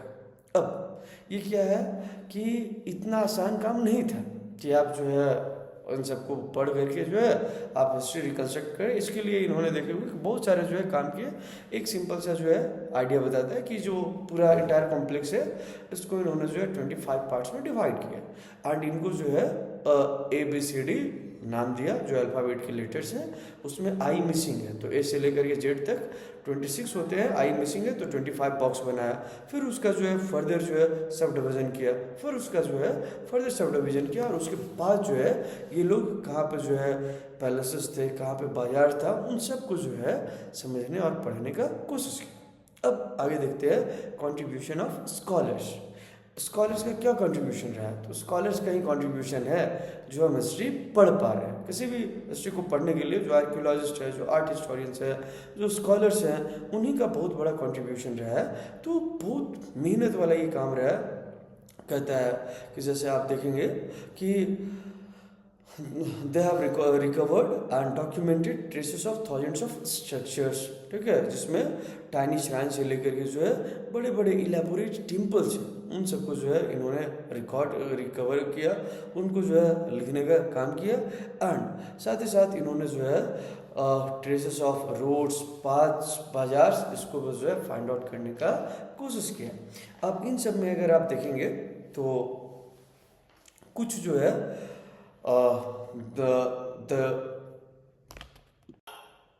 कुछ जो है सरवाइव कर रहे हैं एंड कुछ जो है ख़त्म हो गए। जो पेरिशेबल मटेरियल से बने हैं वो ख़त्म हो गए, जो स्टोन से बने हुए हैं वो अभी भी सरवाइव कर रहे हैं। आगे इनमें जो स्कॉलर्स का सबसे ज़्यादा कंट्रीब्यूशन रहा है वो है John M Fritz, John Michell and MS Nagaraj. जब इसके ऊपर वो काम कर रहे थे तो उन्होंने लिखा है कि हम जब विजयनगर का हिस्ट्री रिकन्स्ट्रक्ट कर रहे हैं तो इसके बिल्डिंग्स को जब हम देख रहे हैं तो हमें बहुत सारी चीज़ें इमेजिन करना पड़ता है। क्यों? तो वो सब अभी सर्वाइव कर नहीं रहे। जैसे ऑडियंस हॉल के ऊपर हम देखें कि स्लॉट्स बना हुए तो हम इमेजिन किए कि वहाँ पे वुडन पिलर्स था, वो किस लिए यूज होता था। तो जो फिर रिटन डॉक्यूमेंट्स है उसके साथ हम उसको कॉरेबोरेट करते हैं, वेरीफाई करते हैं। तो यहाँ पे भी कहता है कि इन होल सीरीज हमें वैनिश वुडन एलिमेंट्स को कंसिडर करना पड़ता है, जैसे कॉलम्स हो गए, ब्रैकेट्स हो गए, बीम्स हो गए, सीलिंग्स हो गए, ओवरहैंगिंग एप्स हो गए एंड जो टावर्स मोस्ट प्रोबेबली ये सब डेकोरेटेड थे, ठीक है, एंड पेंटेड थे परहैप्स ब्राइटली। लेकिन हमें क्या करना पड़ता है, इमेजिन कर देना पड़ता है। क्यों? तो वुडन स्ट्रक्चर जो है लॉस्ट हो चुके हैं। जो स्ट्रक्चर सर्वाइव कर रहा है हमारे पास वो क्या है, स्टोन स्ट्रक्चर। इसको हम क्या करते हैं, अदर सोर्सेस के साथ वेरीफाई करते हैं। नाउ कम टू द बाजार। जमीन को पाया जो है बाजार का डिस्क्रिप्शन से देता है, बताता है कि गोइंग फॉरवर्ड अगर आप जो है ब्रॉड एंड ब्यूटीफुल स्ट्रीट्स में आप जाते हैं विजयनगर के एम्पायर के, तो दुनिया का हर एक कुछ जो है आपको इस मार्केट में मिल जाएगा। चाहे वो रूबीज हो, डायमंड्स हो, ठीक है, एमराल्ड्स हो, पर्ल्स हो, सीड पर्ल्स हो, क्लोथ्स हो, ठीक है, एवरी अदर थिंग जो अर्थ पे अवेलेबल है सब कुछ यहाँ पे मिल जाता है। उसके बाद जो है फरनाओ नूनेस वहाँ के जो है मीट मार्केट के बारे में बताता है, कौन कौन से अलग अलग वेराइटीज़ के जो है मीट मिल रहे हैं। उसके अलावा जो है वो उससे पहले ग्रेन्स के बारे में बताता है। एंड ये सब कुछ जो है बहुत चीप रेट में जो है एंड सफिशिएंट क्वांटिटी में अवेलेबल था। आगे आता है question in search of answer, कि ये जो बिल्डिंग्स बचे हुए हैं, जो सर्वाइव कर रेस्टोरेंट की बिल्डिंग्स, ये हमें बताते हैं कि the way the spaces were organised, the way they were used. साथ ही साथ कौन कौन से मटेरियल, कौन कौन से टेक्निक्स जो है इनको बनाने के लिए यूज़ किए जाते थे। जैसे अगर हम किसी का डिफेंस रिक्वायरमेंट्स या मिलिट्री प्रिपेयर्डनेस को जानने की कोशिश करते हैं तो हमारे पास उसका डिफेंसिव वॉल है। इनका 7 लेयर ऑफ जो फोर्टिफिकेशन देखे, 7 लेयर्स ऑफ फोर्टिफिकेशन, तो ये क्या बताता है कि इनका मिलिट्री प्रिपेयर्डनेस कैसा था, या जो है डिफेंस को लेकर के इनका जो है क्या क्या प्लानिंग था, बहुत एक्सपेंसिव था, तो ये बताता है। साथ ही साथ जो बिल्डिंग्स बचे हुए हैं, अगर उनका उनके देख करके अदर बिल्डिंग्स जो अदर जगह पे अवेलेबल है तो उससे अगर कंपैरिजन करें तो हमें उनके आइडियाज़, उनके जो कल्चरल इन्फ्लुएंसेस है वो बताते हैं कि झारखंड में जिस तरह का जो है डिशेस मिल रहा है फूड का, ठीक है, बंगाल में वो अलग मिल रहा है, तो क्या बता रहा है कि सबका अलग अलग है। तो उसी तरह बिल्डिंग्स भी जो है अलग अलग तरीके के हैं। साथ ही साथ ये जो बिल्डिंग्स है वो बताते हैं कि जो उसका पैटर्न्स है या जो उसको बनवाया वो अपने आप को कैसा प्रोजेक्ट करना चाहता था, वो क्या दिखाना चाहता था। साथ ही साथ यहाँ पे जो बहुत सारे सिंबल्स जो बने हुए हैं वो सिंबल्स कैसे बने, तो वो उसका कल्चरल जो कॉन्टेक्स्ट रहा है उस तरह के सिंबल्स भी यहाँ पे ऐड किए गए।